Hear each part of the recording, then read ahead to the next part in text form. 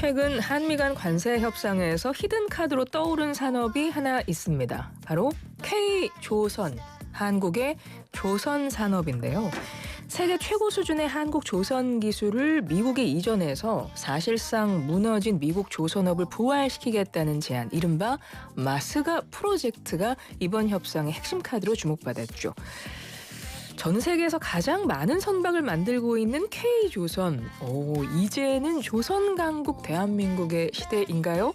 오늘 이 시간에는 강력한 K조선 기술, 한국배 왜 이렇게 잘 나가나 전문가와 짚어보겠습니다.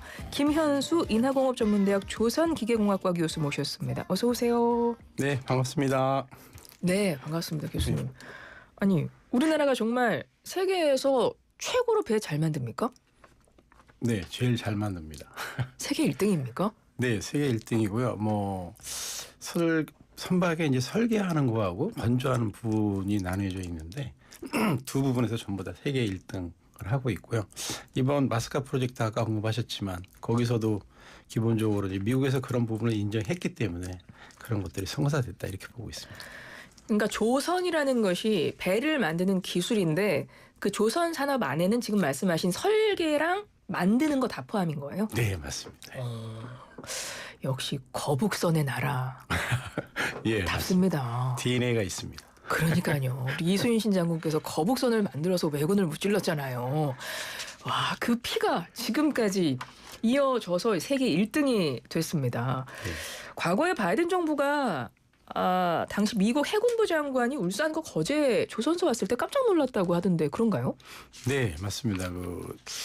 바이든 정부 때도 사실은 해군부 장관이 오셨었고요. 최근에 정권이 바뀌어서도 왔다 가시고 하셨는데 그 조선소 시설을 한번 돌아보고 한국의 그 조선의 이런 것도 현황이 어떤가 한번 보고 싶어서 오셨는데 굉장히 좀 디지털되어 있고 선박 건조 시스템이 너무 잘 되어 있는 걸 보고 나서 좀 어메이징하다 이런 느낌으로 해서 언론에 인터뷰한 것도 저도 기사를 본 기억이 있습니다. 예. 그러니까요. 당시 미 해군부 장관이 어메이징하다. 네, 예. 한국의 조선업 실제 그 현장을 둘러보고 이번에 관세 협상 카드로 주목받은 그 마스카 프로젝트 예. 기사가 워낙 많이 나와서 예. 아마도 국민들 중에 아니 우리나라가 이렇게 세계 최고의 조선 기술을 갖고 있었어를 이번에 다시금 깨달은 분들 진짜 많으실 것 같거든요. 네.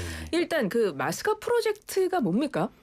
마스카 프로젝트는 메이크 아메리카 시빌딩 그레이트 어게인 이런 마가 정책이라고 하는 트럼프 정부의 시빌딩을 집어넣은 이런 네임이고요. 그러니까 미국의 조선업을 다시 위대하게 만들자라는 네, 프로젝트인데 네. 그걸 우리나라랑 협력한다는 거잖아요. 네, 맞습니다. 아까도 말씀드린 것처럼 우리나라가 조선의 세계 1등 기술을 갖고 있기 때문에 우방이기도 하고 동맹이기도 하니까 이제 그런 걸 활용하기 위해서 이 프로젝트를 만든 걸로 알고 있습니다. 물론 우리나라가 아까 이제 말씀하셨지만 거북선의 나라로 DNA에 그 조선 기술의 DNA가 있긴 하지만 어떻게 우리나라가 1등이 됐죠? 갑자기 하루아침에 된 건 아니고요. 예. 나름대로 그동안 우리나라 조선 산업이 세계 1등을 하기 시작한 거는 꽤 오래됐습니다. 그래서 2013년 이후에 네. 조선이 좀 불황을 겪으면서 부침이 좀 있었고요. 그다음에 다시 최근에 20년 이후부터 코로나 이후부터 이제 다시 세계 1등의 자리에 이제 올라가는 기술력은 사실 계속 갖고 있는데 시황이나 이런 여러 가지 상황 때문에 중국하고 굉장히 경쟁하는 그런 구도가 되어 있었습니다. 그러면 기술력도 최고고 아까 첨단 시스템도 지금 잘 갖춰져 있고 그만큼 그 인력, 장인들이 굉장히 많으시겠네요. 네, 맞습니다. 그래서 선박을 건조하는 과정에서 보면 용접도 해야 되고 그렇죠. 도장도 해야 되고 엔진 같은 큰 장비도 설치되고 이런 굉장히 많은 과정이 있는데 그런 걸 경험을 많이 한 전문가들이 굉장히 우리나라 또 세계 1등 하는 조선소들이 3개 회사가 있지 않습니까? 빅3라고 부르는 이 회사들이 있어서 거기에 굉장히 많은 엔지니어들이 좀 있어서 그 이유가 된 것 같습니다. 빅3라고 하시면 HD, 현대중공업 네. 한화오션, 네, 삼성중공업 이렇게 네. 세 군데를 말씀하시는군요. 네. 그러면 보통 우리가 이렇게 배 만들고 이런 기술 어찌 됐건 미국이 가장 뭐 강국이고 선진국이라고 하니 미국이 가장 잘하는 거 아니었어 이런 생각 그냥 언뜻 했던 것 같아요. 네. 근데 그렇지 않다는 거잖아요. 네. 한국과 미국의 조선업 현실 비교해 보면은 어떤가요? 그 뭐 몇 가지 비교를 할 수 있을 것 같은데요. 일단은 이제 청취자분들이 좀 느끼기 쉽게 표현을 하면 그 어떤 건조 능력 네. 이런 거로 얘기할 수 있을 것 같습니다. 그래서 예를 들어서 우리나라는 한 10년 동안 한 2,400척 뭐 이 정도 선박을 건조했다라고 하면 미국은 그 10년 동안 뭐 한 37척, 40척 이 정도밖에 못 만들어서 생산 능력이나 생산성 이런 것들이 한 65배 이 정도 차이가 나거든요. 예. 그러니까 이제 그 차이를 보면은 생산이나 이런 경우는 좀 차이 난다는 게 아마 좀 느낌이 오실 것 같고요. 또 하나는 이제 그 가격 경쟁력으로 이제 보면 뭐 죄송한 얘기 하는데 미국에서는 그런 우리나라 LNG 같은 큰 배를 만들 수 있는 설비가 없습니다. 설비 자체가 없어요. 미국은 큰 배를 만들 수 있는. 군함에 많이 집중해 있고 뭐 이런 상황이었고 생산성도 떨어지고 하는데 예. 군함 중에서 이제 이지삼이라는 아주 굉장히 최신 배가 있는데요. 그 배의 가격으로 보면 우리나라에서 이걸 만들면 한 6억 불 정도면 만들 수 있거든요. 근데 미국에서 만들면 이게 16억 불이 됩니다. 돈이 많이 드네요, 미국은. 그래서 시장에서 제일 중요한 건 사실은 설비나 생산 납기를 지키는 거하고 그다음에 가격 경쟁력인데 그런 면에서 미국이 거의 지금 한국과 굉장히 많은 차이를 갖고 있다. 이렇게.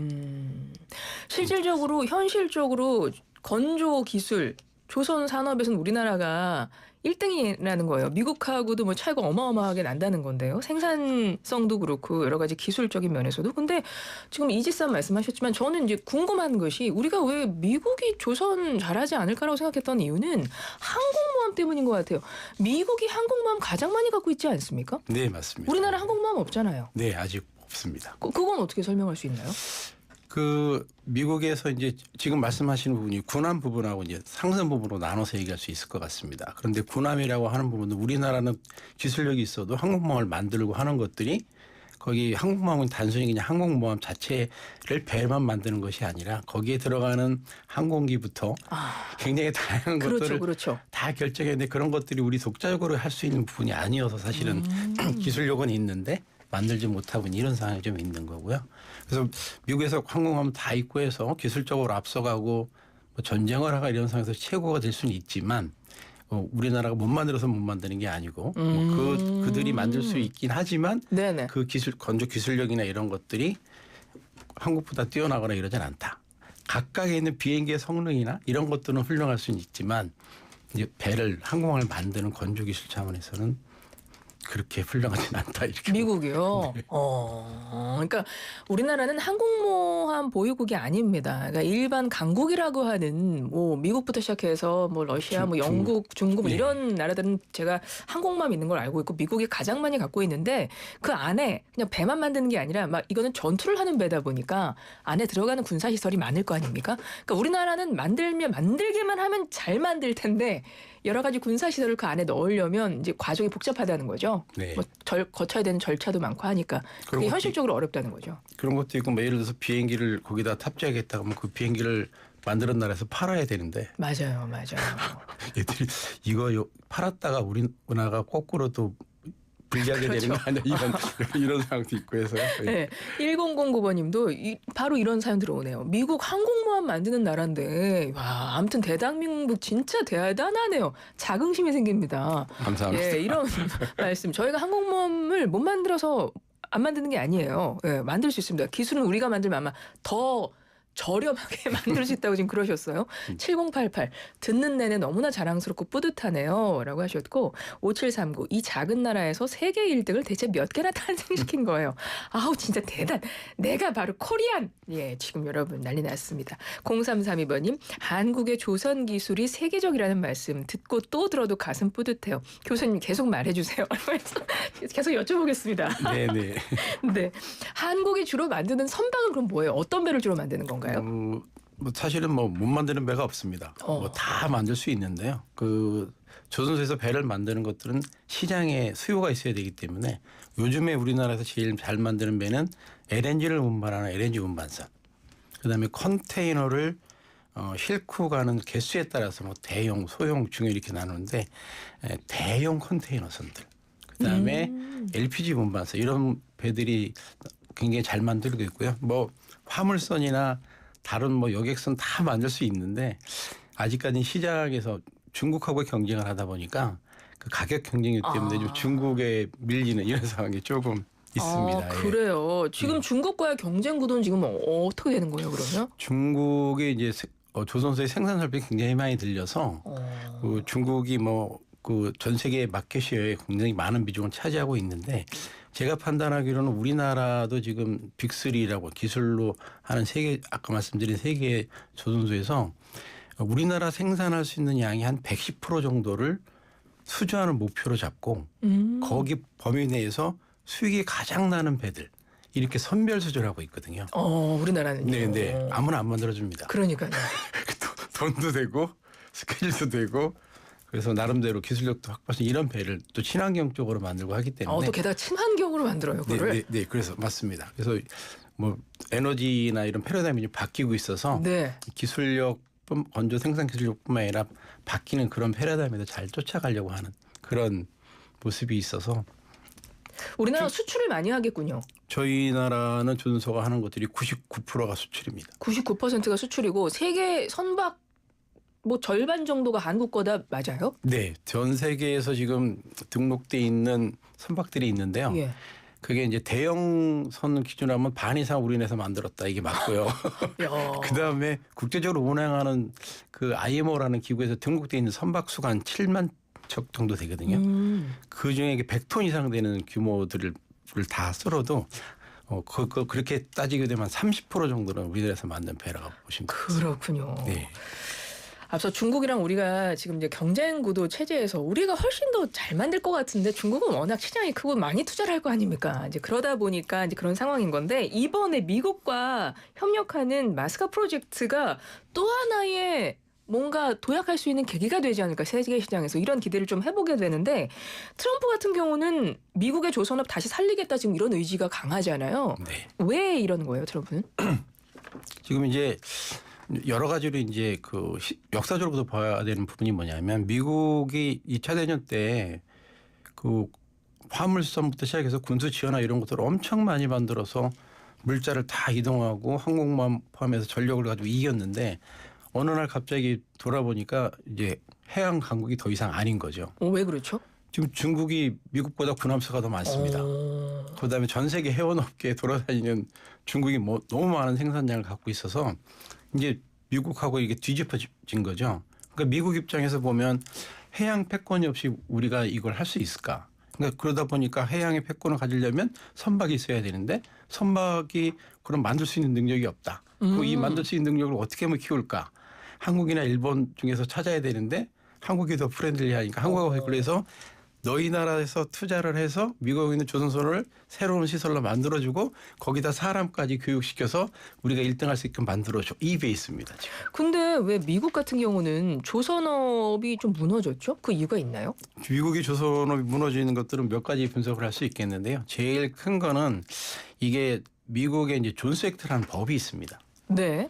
그러다 보니까 이 친구들이 우리나라에서 운항하는 배들은 우리나라 회사 해운회사에 소속돼 있어야 되고 그다음에 선원들도 미국 사람들만 타야 되고 그다음에 배는 무조건 미국에서 지을 것 이렇게 만들어 놓은 거죠. 미국의 존스법이라는 게요? 네네.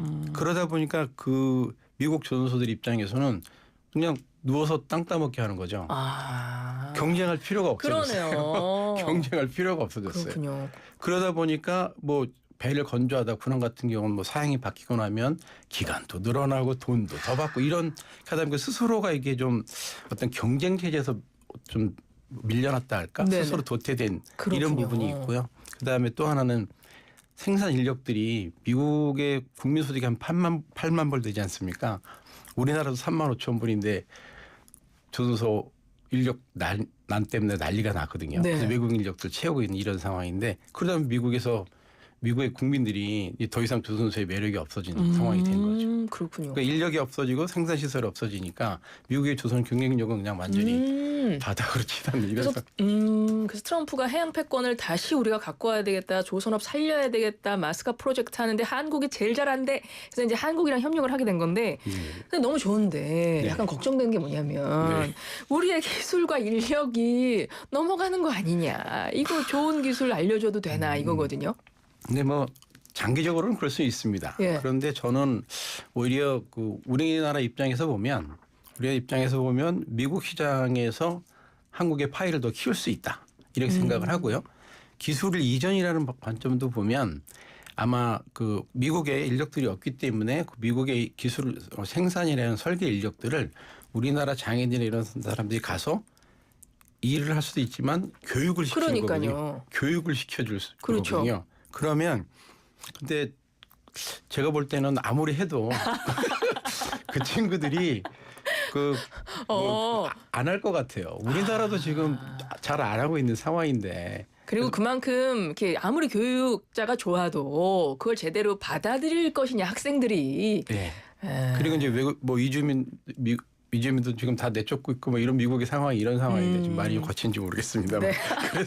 네. 그래서 그런 상황이 됐을 때 교육을 한다 하더라도 이게 경험이 굉장히 중요하거든요. 조선은. 그래서 그 숙련된 인력이 되려면 10년 이상 뭐 이렇게 열심히 일해야만 그런 경험이 나오기 때문에 저는 뭐 장기적으로는 그런 우리가 경쟁성을 키운다 그러니까요. 이런 느낌에서 살짝 네. 그런 우려가 있을 수는 있는데 뭐 제가 볼 때는 오히려 거기에서 경험을 통해서 나온 것들을 국내 조선산업에다가 접목하고 하면 우리가 더 얻는 게 많다. 얻는 게 많을 수도 있고 미국에 또 나름대로 IT나 굉장히 좋은 기술을 갖고 있는 회사들이 많이 있으니까. 그렇죠. 미국에도 또 네. 좋은 또 곳들이 있을 IT도 테니까. 많고 하니까 그런 것들을 접목해서 그걸 이제 국내 조선에도 접목하면 훨씬 더 경쟁력을 높일 수 있지 않을까 이런 생각을 하고 있습니다. 이번 마스카 프로젝트 추진해서 특히 우리나라가 유의해야 될 점은 없을까요? 좀 많이 있을 것 같습니다. 근데 제가 보는 제일 큰 중요한 점은 이게 1억 5천만 달러 뭐 200조가 넘는 돈이 이제 투자가 돼야 되는 상황이거든요. 근데 이게 예를 들어서 저희 나라가 사실은 생산 기지를 옮겨서 외국에 가서 이런저런 생산실을 옮겨서 망하고 있는 경우들이 많거든요.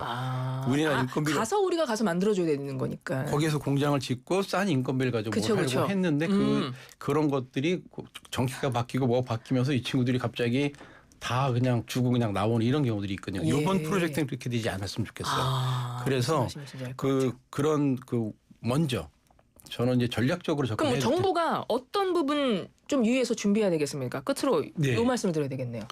제가 볼 때는 먼저 수주를 받는 겁니다. 1,500억 불을 우리가 투자해서 이런 시스템을 만들고 할 테니 미국의 군함이든 아니면 상선이든 이런 걸 먼저 수주를 받으면 돈을 받고 배를 만들면서 투자 계속 할 수 있거든요. 일단 계약금 받고. 네, 맞습니다. 선불로 받고 해줘야 되겠어요. 네. 그러니까 뭔가 그런 전략을 잘 짜야 되겠다. 이런 말씀이시네요. 네. 일방적인 투자가 아니라 서로 윈윈하면서 우리가 수주도 받고 하는 과정으로 같이 가면 좋겠다 이런 생각. 알겠습니다. 마스카 프로젝트 선불로 합시다. 자, 지금까지 김현수 인하공업전문대학 조선기계공학과 교수였습니다. 고맙습니다. 감사합니다. 안녕하세요. 롯데리아 모델 배우 이병헌입니다. 다양한 토핑